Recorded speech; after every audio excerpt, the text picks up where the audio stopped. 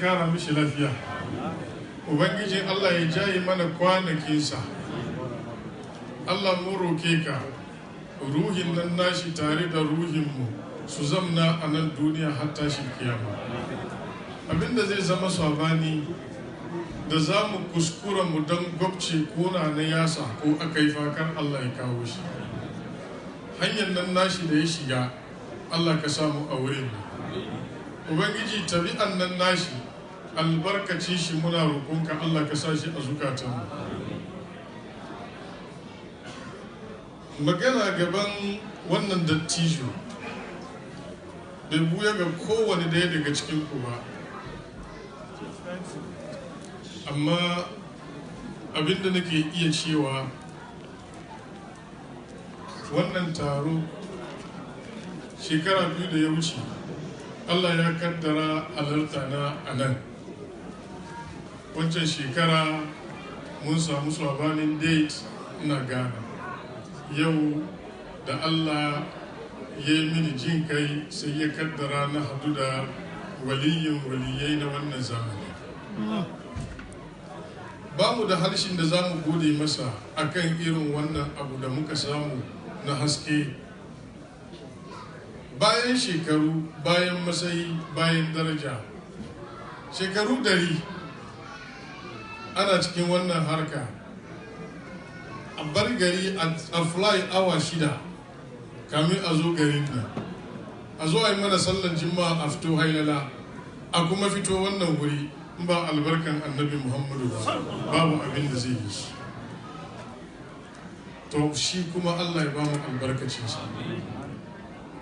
Kar magana ya yi sauwa kwarai. Ganiyun an ta'alik, malam bai bukatan a ce shine wani abu kuma. Ya ishe ka in an ce malam to shine malam. Kuma bi kulli majal, kowane irin bangare, kuma kowane irin fuska. In ana tilawa kai dai ka kwantar da hankalinka ka saurari malam ka yi mamaki. In ana maganan harafin Qur'ani kai dai kwantar da hankalinka saurari malam ka yi mamaki. Uwa uba idan ana zancen lugar larabci to magana kuma ta kare. Allah mu roke ka irin malam ya yi wuya mu samu amma bai fi karfinka ba. Allah ka kawo mana da yawa. Ka san mu Allah ka zaunar da mu lafiya. Ka san ga Allah ya sa albarka ciki. Dukkan waɗanda suka zo nan albarkacin malam bukatun mu duka Allah ya biya. Jama'a mutane UK baki da suka fito Europe a ko ina, babban bako from United States. Magana na da ku dan lokaci kaɗan zan dauki saboda mu riga mun ci lokaci fiye da kima. Abinda nake so in fada shine wannan taro da muka taru mun taru ne saboda Muhammadu Rasulullah. Yana da suna da ya shahara da shi wanda in an fadi kowa ya san inda zaka shine za mu wurin maulidi, amma na ce lugan nan maulidi larabci ne saboda shi yasa ya samu iskal saboda an samu too much comment akan wannan luga. Shi yasa na sake ma taron sunan shi taron Annabi Muhammad. Shikenan wanga cikin Hausa ne, kai da kowa ba ku da fada. In ka ce za ka taron Annabi Muhammadu, in ya ce kakkace kai ma ka san shi ne wa. Amma in ka ce za ka maulidi ya riga an disturb kwakwalwan da wani magana saboda sunan, to saboda shi yasa akwai trouble. Don haka sunan taron na Annabi Muhammadu. Na biyu, halaye na Muhammadu Rasulullah. Yaya ya zamna da mutane kuma shi ne wa. Shekara 2 da ya wuce mun yi fiyar da ku a gurguje akan waɗansu abubuwa nashi na mu'jiza wanda ya abku reality aka gani, har muka yi firar Isra'i muka jump muka komo muka yi maganar in shikakul kamal. Lakin abinda na gani kan takada zai magana yau shine yaya za mu maintain zaman lafiya a tsakaninmu. Wannan topic yana da ban mamaki a ba almajiri ya yi magana kuma a filin maulidi, yana da ban mamaki. Idan mutane biyu suna fada aka shirya su shi zuwa ce su maintain zaman lafiya tsakanin masoya Annabi Muhammad babu abin da ake ce ma damuwa balle bacin rai balle kofe balle fada ma balle araba ku balle a ce wai ku zauna lafiya babu. Idan an same shi to an samu tangarda, inda tangarda ke zuwa a cikin zukatan ne. Idan ba a gyara zuciyan ba to ba za a samu irin kauna na Muhammadu Rasulullahi ba. Lakin akwai waɗansu mawakif da ya faru a rayuwar annabi Muhammad. Na farko an haife shi a Makka ranar Litani Rabi'u Awwal yana da kwana 12 a sakil akwal kenan. Ya zamna wurin uwarsa 'yan bakwannai, yana da mata guda 6 da suka shayar da shi, daga cikinsu Alimatu Sadiya. Ita ta samu rabo ta dauke shi ta tafi da shi kauyensu Ta'if, ta je wurin ta shayar da shi. Ya zamna wurin ta shekara 2, ta dawo da shi, ta koma da shi yayi shekara 2, ta sake dawowa da shi, sannan uwarsa ta karbe shi. Ya zamna wurin uwan shekara 2 ya kara, ya samu shekara 6. Uwar shi ta tafi da shi ziyarar sada zumunci a Yasrib, shine garin Madina yanzu. Ya je ya ga makwancin ma'aifin shi, sa'an nan kuma ya gaida rafanin shi. Suna zuwa hanya bayan sun bar Madina da mil 100 daidai a wani kauye Abuwa, ciwon ajali ya buga ta. A lokacin ta ga kamar ba za ta rayu ba, sai ta kama annabi Muhammad, ta sumbanci goshin shi, ta kalle shi wani irin kallo. Tana bakin cikin rabuwa da shi, amma ta san abin da ta haifi, kunjiyar da aka haife shi. To a lokacin da ta kalle shi shine ta ce, in kana ma absartu fil manami fa anta mabusul ila al-anami. In dai abin da na gani cikin bacci tun cikin ka hal aifuwanka, in ya tabbata kai ne annabin duniya duka baki daya. Sai sa ta riga ba da kowa busharan annabi Muhammadu sallallahu alaihi wasallam. Wannan musiba da ya samu annabi a wurin ta rasu, aka bisa ta, ya dauko dusi babba ya zo ya jibiya kan kabari, ya zama mishi alaman wurin da yake ziyara. Annabi bai bar ziyaranta ba har ya sauran kaman kwana 50 ya bar duniya. Ya zo ya mata ziyara na karshe, da ya koma gida ciwon ajali ya buga shi, shi ma ya koma ga Allah. Manzo Allah bai daina ziyaran kabarin uwar ba. Annabi ya samu shekara 8 bayan dawowar shi gida, yana wurin kaka ya rasu. Manzo Allah sallallahu alaihi wasallam ya koma wurin babbansa, kanin ubansa Aba Talibin, ma'aifin Sayyidina Ali, shine wanda ya raine shi, ya ja rayuwa har lokacin balaga, har shekara 25, har manzon Allah yayi aure, har zuwa shekara 39 da wata 6, lokacin annurin annabci ya tasan masa, ya bar zama cikin mutane, ya koma garul Ira, ya je yayi halwa. Yana wannan wuri ne, yana cika shekara 40, Jibril ya zo da wayi daga Allah da cewa ikra bismi rabbikal ladzi khalaq. Annabi sallallahu alaihi wasallam bayan ya ansa wannan, ya zamna wa'ansu 'yan kwanaki, ya zo gida. Abin da ya faru tsakanin shi da matan, kun ji irin rigima da firgita da annabi sallallahu alaihi wasallam ya zo da shi. Mata wanda take mai hankali, rashida, mai tunanin nisa, masanan abin da take ciki game da mijinta, da ta tarbe shi, ta ji irin abin da yake ji, ta gwada irin alamomin da take gani. Na farko da ta fidda gashi, ta tambaye shi abin da kake gani, kana gani? Ya ce ban gani. Manzo Allah sallallahu alaihi wasallam sai ta ce mishi, abshir, kai farin ciki, abin da ka gani ba aljanni bane, mala'ika ne. Wannan ta bashi wannan bushara. Aka je wurin Warqatu bin Nawfal, da ya koro abin da ya gani. Warqatu bin Nawfal ya ce, innahu lana musul akbar allazi kana yati ala Musa.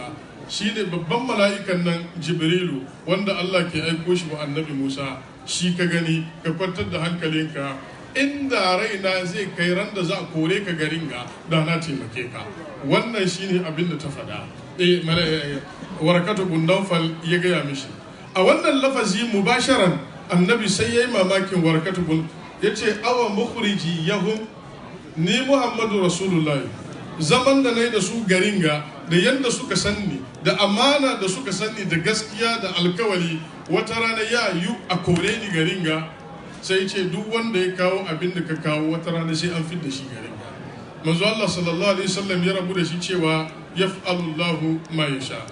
A nan ga zan yi wani point bayan dawowar manzon Allah gida annabi sallallahu alaihi wasallam wahayi ya zo mishi daga Allah na cewa ya ayyuhal muzammil kumil layla illa kalila nisfahu aw inqus minhu kalila aw zid alayhi wa rattilil qur'ana tartila. Saboda me yasa zaka yi wannan aiki? Saboda za baka wani heavy responsibility. Inna sanulqi alayka qawlan sakila. Wannan aya da ta sauka nan ga tarbiyya take. Allah bayan ya saukar da ikra ba a sa annabi wa'azi ba, ba a sa shi kiran kowa ba, ba a ce ya yi ma kowa komai ba, sai aka ce ya tashi cikin dare ya yi ta nafilfili, ya raye dare duka, ko ya raba rabi, ko ya yi tuted, ko ya yi wanted, amma kiyamun laili daga yau ya zama maka responsibility. Yayin da manzo Allah ya samu spiritual development, zuciyar ta yi karfi, ya saya sayin daka ya kai ya iya yi fiskanci ko menene, sannan aka saukar da ya ayyuhal mudassir ko fa'anzir. Ya kai annabi Muhammad sallallahu alaihi wasallam yanzu tashi ka isar da sako. Allah ya saukar mishi wa'anzir ashiratakal akrabin. Amma kan ka gaya ma kowa, gaya ma danginka makusanta, wa'anda suke na gida tukuna fara yi musu gargadi. Manzo Allah sallallahu alaihi wasallam da wannan abu ya faru sai ya aika aka kira dukkan manyan dangi, sai ya ce wa sayyidina Ali, Larabawa in sun kira taro gida ana musu wani liyafa, gashi yau gidan ba wani abu, ce kafar rago guda a je a dafa a kawo. Aka je aka yi kuskus da kafar rago guda, aka tara jama'a gidan. Annabi sallallahu alaihi wasallam da ya zamnar da su ya ga sun ci abin da suke ci sun koshi. Manzo Allah sallallahu alaihi wasallam a lokacin sai ya fara gaya musu sakon da Allah ya aiko shi bisa kai. Ku duba mai dadin kai, ku duba mai mugun kai. A lokacin sayyidina Ali shekaran shi 10 a rayuwa, annabi ya girme shi shekara 30 ne daidai. Manzo Allah ya duke shi yana shekara 2 wurin ubansa. Annabi ya rene shi har karshen rayuwa, abinda ya sa Ali ya gagari kowa hankali da fahimta da basira da ilimi a cikin addini kenan. Babu wanda ke gabansa don renon Muhammadu Rasulullah. Abinci an ci abinci, amma an bar kafa ragon yadda take, an bar kuskusun yadda aka kawo shi, kuma kowa ya koshi. Maganan farko na abin mamaki kenan. Annabi da ya tashi shi ya hau dusin Safa, ya hau Jabal Abi Kubais, ya ce, ya ku bani wani, zan tambaye ku, da ni Muhammadu da nake sai kan dusin ga, na ba ku labari ga wani rundunar sojoji bayan dusi. Tunda ba ku ganin dusin kuna gabana, za su kawo muku attack, za ku yarda da ni? Jawabinsu ya zama, ma jarabna alaika kaziba, ba mu taba jarabtanka ko so daya a kuskure ka faɗi abin da ba daidai ba, yasa komi ka gaya mana mun karba. Yace inni nazirul lakum bayna yaday azabi shadid. Allah ya aiko ni yi muku gargadi, akwai wata azaba wanda take mai sanani nan gaba wanda bai karbi wannan dawa ba. Kun san Abu Lahab babba yake ga Annabi Muhammad, da Abu Lahab da ma'aifin Annabi Muhammad ubansu guda. Shine farkon wanda ya bude baki ya faɗi mummunan kalma, tabballaka alihaza da autana, alihaza jama'atana. A bakin shi can, ni ne na saurar da tabbal, ban faɗi shi cikin Hausa don mummunan magana ne.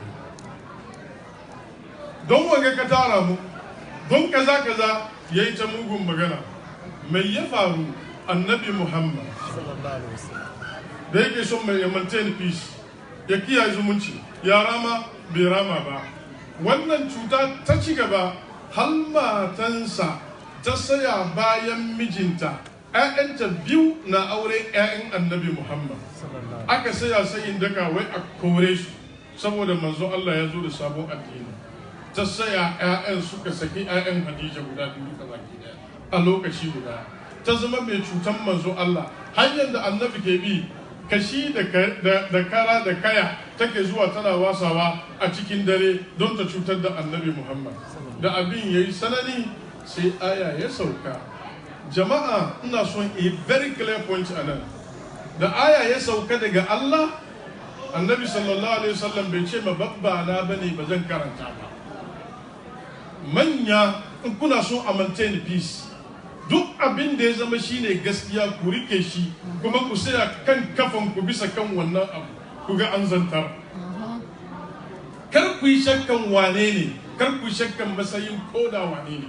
Amma idan ana karban gaskiya ana rufa-rufa kuma a ce wai ana so a zamna lafiya, to ba mu ba zaman lafiya in ba rika gaskiya ba. Allah ya saukar da tabbat da Abi Lahab bin Wahab. ما أغنى عنه ماله وما كسب سيصلى نارا ذات لهب وامرأته حمالة الحطب في جيدها ذاك سوكر da wannan aya annabi ya karanta shi.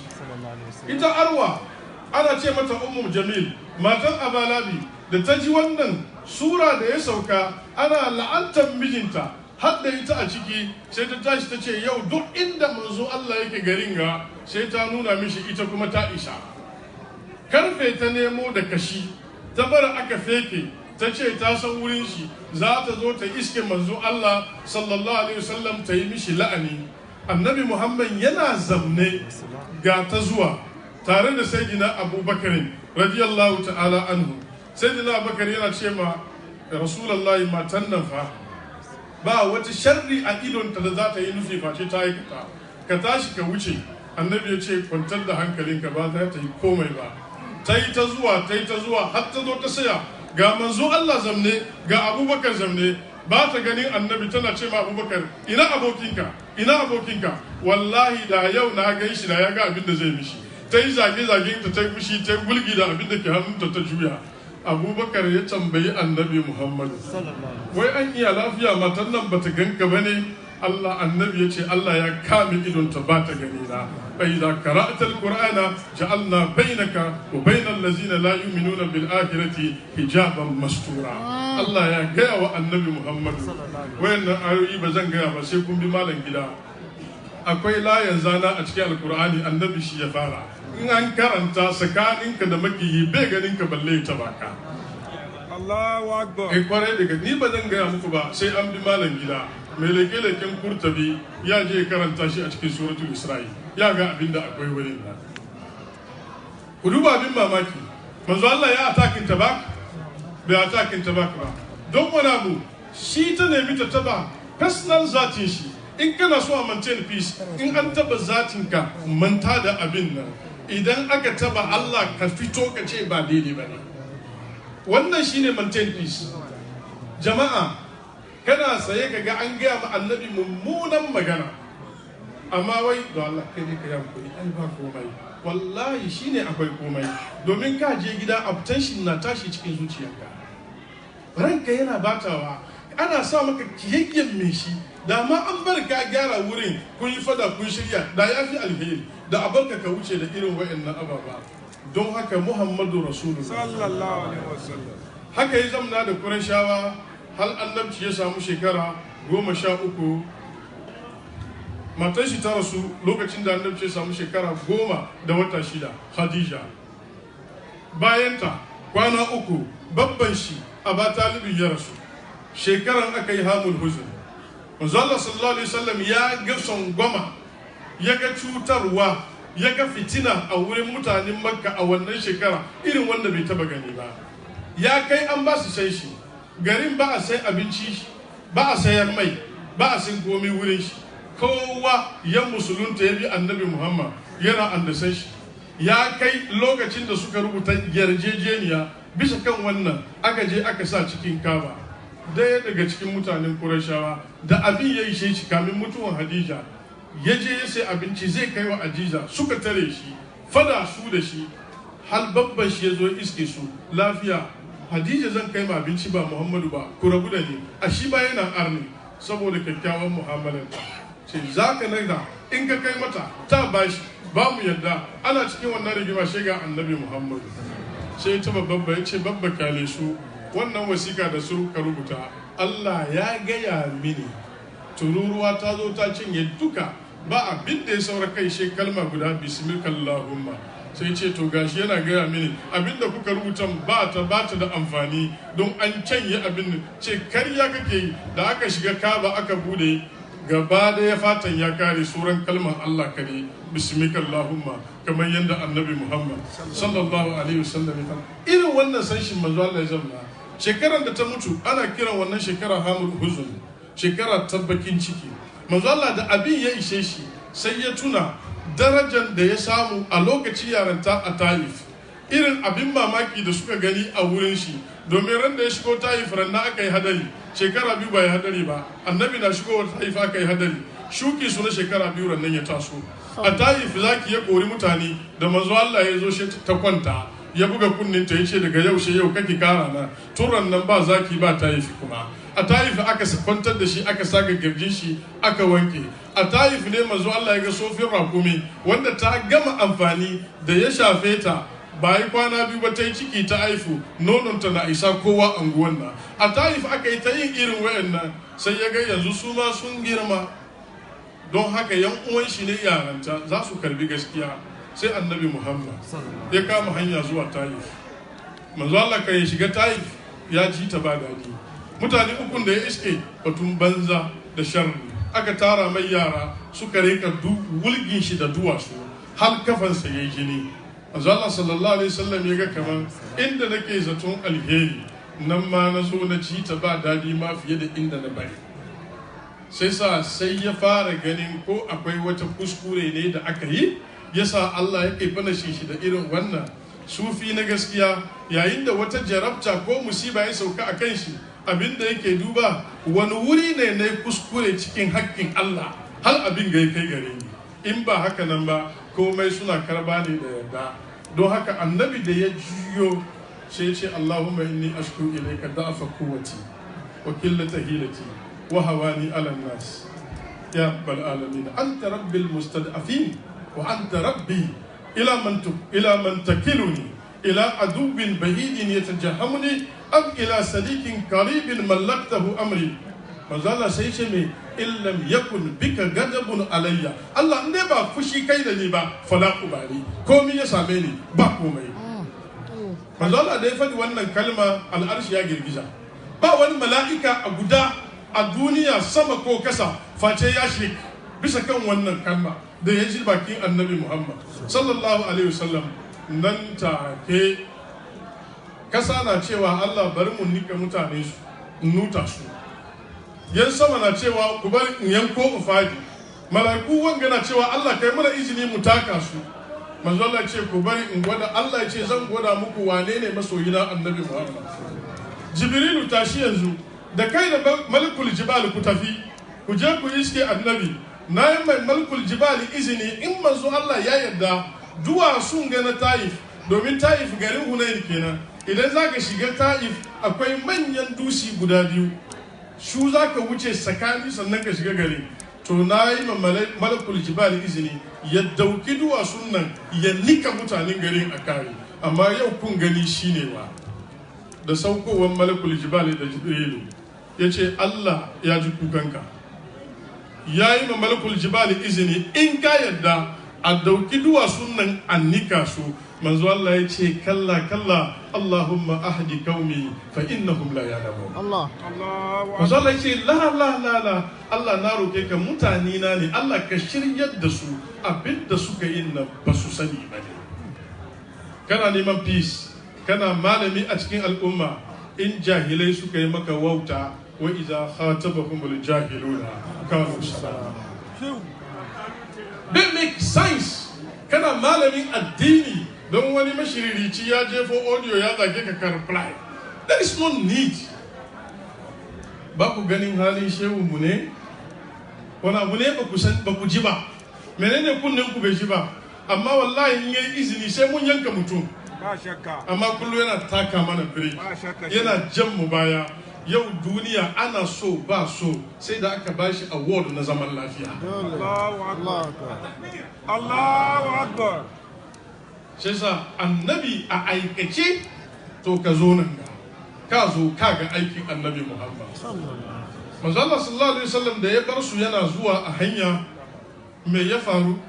Ya zo cikin dare, kan gari ya waye, akwai wani mutum ana ce da shi Addas, bawa ne na wani yana aiki cikin gona, mutumin Ninawa ne.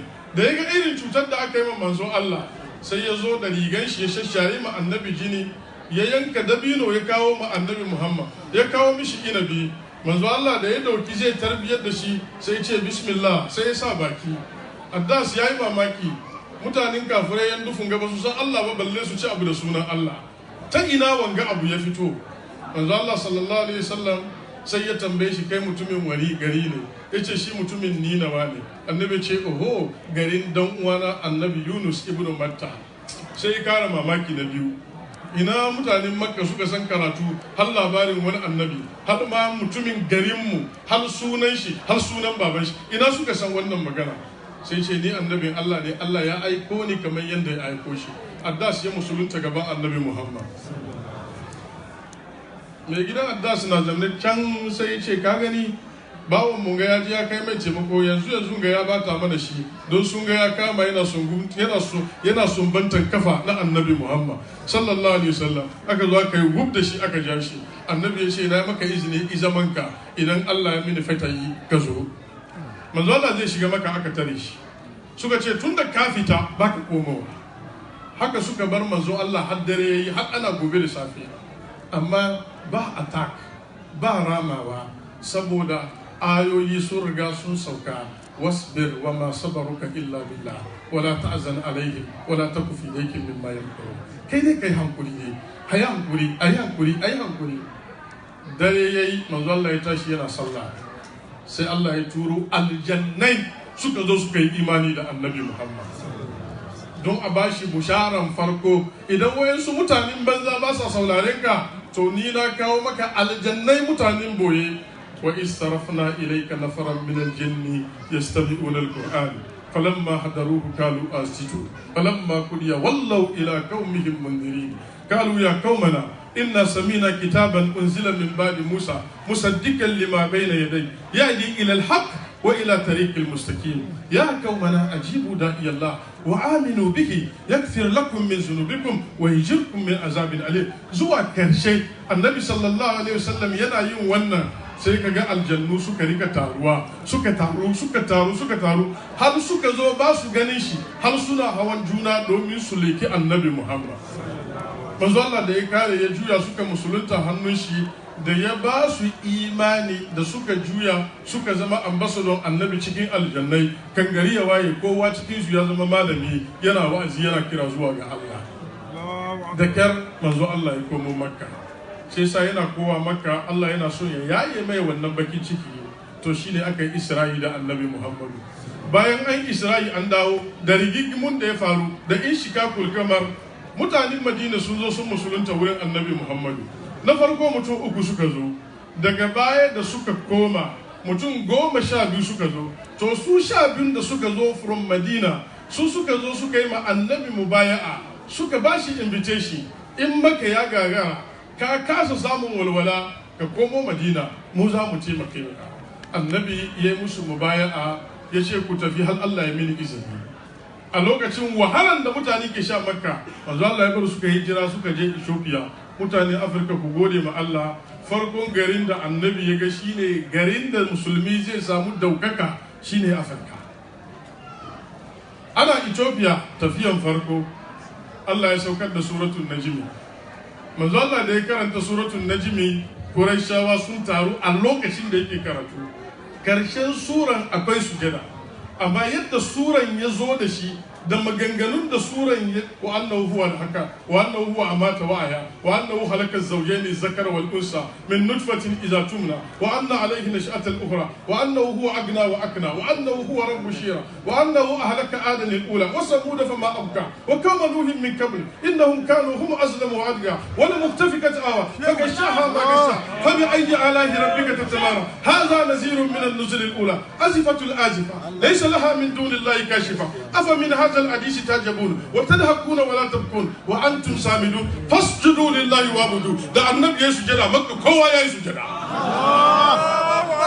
tilas sun shirya ba su shirya ba sai da suka fadi suka yi sujada ai sai labari ya kai Habasha mutanen Makka duka sun musulunta sun bi annabi Muhammadu ba ce suka taso suka komo ba kan su zo sun iske gida ta yi zafi ta fi irin na jiya manzo Allah sallallahu alaihi wasallam ya izini aka koma to bayan nan da aka yi Isra'i da annabi Muhammadu aka komo aka yi inshikakul kamar yanda aka yi wata ta sage wannan duka ina so in gudu ne domin in ba da wani lokaci in ba mu reference yanda manzo Allah ya zama lafiya da kowa mutanen Madina da za su komo su 12 da suka tafi sai suka zo da mutum 73 mutane 73 suka zo suka yi mubaya'a da annabi Muhammad to shine manzo Allah ya yi mubaya'a da su akan sigan bai'atun nisa wanda yake cikin suratul ashri idza ja'aka almu'minatu yubayyi'unaka ala alla yushrikna billahi shay'an ولا يسرقن ولا يزنين ولا يقتلن أولادهن ولا يأتين ببهتان يفترينه بين أيديهن وأرجلهن ولا يأسينك في معروف فبايئهن واستغفر لهن الله wannan siga ta bai'atun nisaha da shi annabi Muhammad yayi ma mutanen Madina mubaya'a sai suka ce in mun cika wannan alkawali menene zaka bamu yace Allah ya bako aljanna to sai suka koma suka wuce to lokacin manzon Allah ya yi izini a yi ta tafiya kowa ya samu musulunta annabi sai mai izini ku tafi Madina da Madina mutane suka musulunta suka yi yawa sai suka aiko annabi ya ba su malamin da zai karantar da su addini sai annabi ya ba su Mus'ab ibn Umayr shine malamin da annabi ya bayar Madina shine farkon wanda ya musu sallan juma'a a garin Madina Allah ya saka manzo Allah sallallahu alaihi wasallam ana cikin wannan hali akwai inda yake zama yana karantar da mu'minai alqur'ani akwai wani gida a Makka suran gidan Darun Nadwa babban gida ne a Makka a lokaci wurin Qurayshawa ke taruwa suna shawara sai sa da Darun Nadwa suna mai kyau ne amma yanzu mummunan suna ne saboda wurin aka zamna aka yi kulle-kulle na a kashe annabi Muhammad wurin aka zamna aka yi kulle-kulle wai za a kashe manzon Allah za a shirya taro na shirin manya a gari sai an ga karshen annabi yau da aka zamna aka tattauna sai kai ne wani tukuna ka shiga in wani ya zo kai ne wa sai ya faɗi masayi kai ne wa an jima shiga wani tsoro aka ce ba mu san ka ba ya ce a'a abin da ya dame ku shi ya dame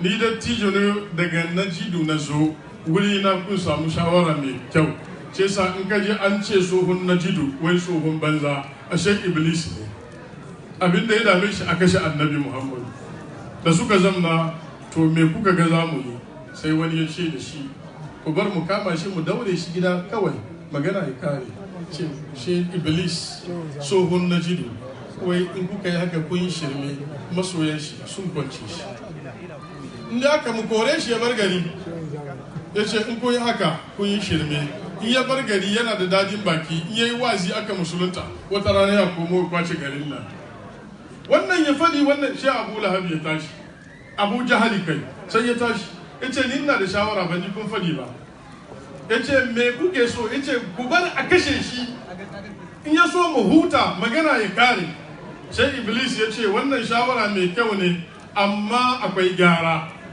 aka tambaye shi wani abu ne gyara wai in kai kadai ka kashe shi yan uwan shi sun kashe ka ya zama sabon fitina amma dukkan kowane babba da ke nan ya ba da dan gidansu samari guda mai karfi kowane kabila cikin kabilan Qurayshawa a ba da ƙato barde ya so a ba su ka mai tafi su taruwa guda in ya so su ataka gidan annabi Muhammadu a kan shimfidansa a wurin makwancinsa a daddasa shi ka gani idan mun taru mun kashe shi dangi shi ba su ataka mu duka abinda za su nemi diya diya rakumi nawa, rakumi 100 mu biya magana kare.